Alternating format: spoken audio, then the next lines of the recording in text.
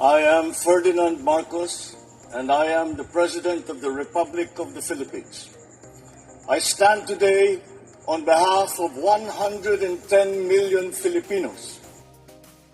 Hello universe, it's me again. Shout out sa inyo guys, sa mga Marcos Loyalty supporters Filipino and OFW. Ayan, May 23, 2026. But anyway, mayroon tayong upload videos updates. Sabi sa inyo mga kababayan, magkanda totoo yata yung aking observation, ang aking pananaw. Nako po, ano kaya yung checkmate pagdating sa dulo?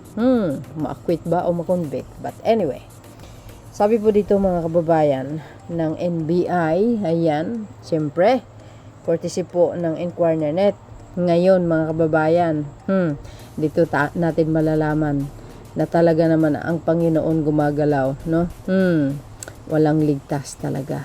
Dahil ito si Bato na unang sinerve yung warrant of arrest galing sa ICC. Tapos ang sinabi po dito mga kababayan, another, nako po. So basahin natin para kumpleto, detalyado pa po mga kababayan. Sabi po ng Inquirer.net. Sabi dito, NBI chiefs several more personalities face ICC arrest warrants. Yan ang sinasabi natin guys. Ang sinasabi natin mga kababayan, unti-unti na silang nalalagas. Yan ang sinasabi natin eto na.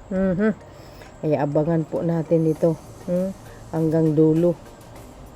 Sabi po dito mga kababayan ng Manila, Philippines. Ayan. Sabi po dito ng Manila, Philippines, National Bureau of Investigation, which is NBI Director Melvin Matibag on Saturday said the agency has received information that several other personalities will be issued arrest warrant from the International Criminal Court, which is ang ICC, in a connection with the drug war of the past administration. Goes. We all know already mga kababayan who these people naman, di ba? Alam po natin kasi nga sabi ko, alam din naman po natin mga kababayan kung ano po ang nakasaad doon sa sinabi po ng ICC sa kanilang statement na yung co-perpetrators ni dating Pangulong Rodrigo Duterte. Alam naman po natin yun Siyempre una-una si Bato. Kasama po din si Police General yata yun. Correct me if I'm wrong guys, si Danao, si Albayalde, at mayroon pa isa na isang opisyal, at si Mr. Aguirre. Nako, Mario Joseph, mga beswa, eto na. Yan po ang inihayag ni NBI Director Matibag. Nako, hindi po biro ito Totoo po ito dahil narinig natin at nabasa po natin na yung co-perpetrators ni Digong. Nako, mag-reunion yata sila mga kababayan sa day. Sana po kung mayroong warrant of arrest, hindi na lang sana sinabi guys.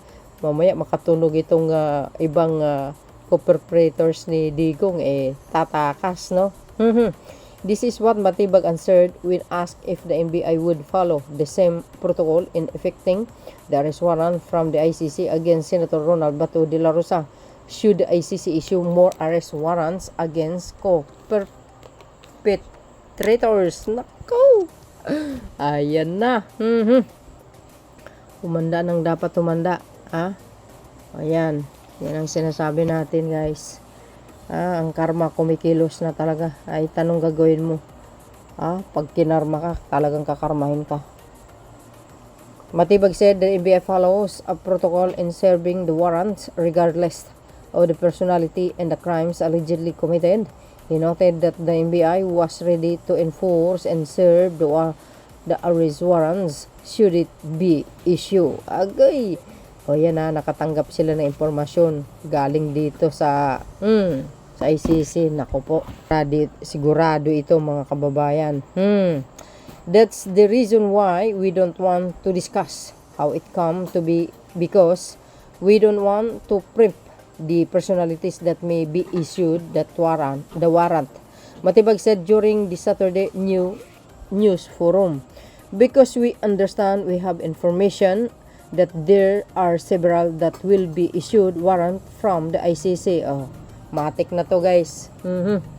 Ay, nako po. Siyempre guys, no? Kasama si Senator Go. Oo. Di ba? Yan ang sinasabi natin mga kababayan. Ha? Parang magkatotoo yata itong checkmate na nakikita ko eh. Ha? Unti-unti silang nalalagas mga kababayan. Tulad niyan, si Bato. Oh. Wala na, tumakas na.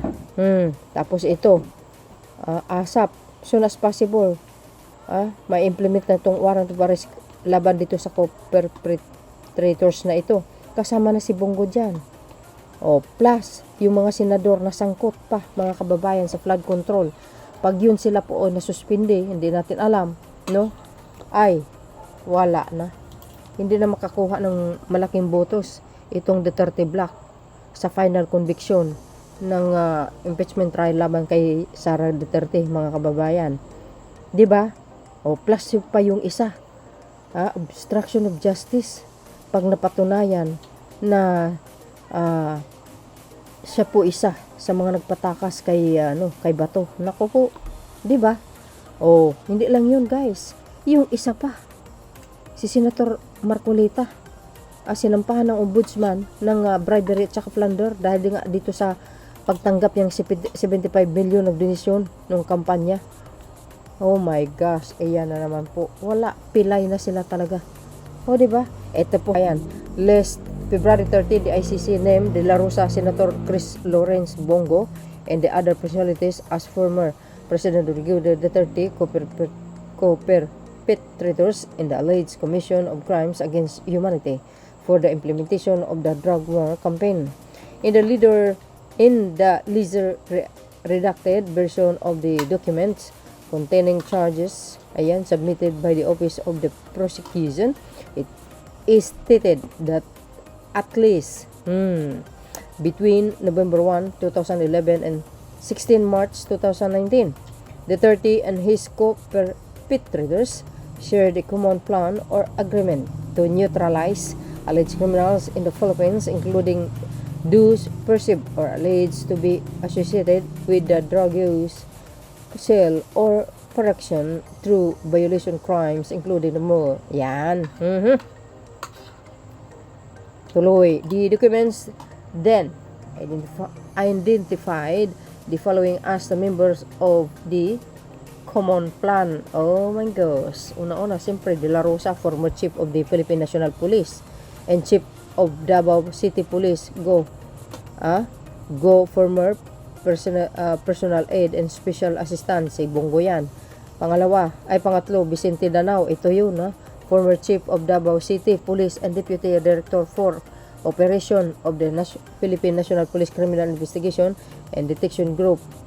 Ito pa, Camilo Cascola na yan, former finance chief of Davao Region Police Office and PNP chief for Directorate for Operation. Oscar Albayalde, former regional director of the National Capital Region Police Office. Agay, Dante Geran, former Davao Regional.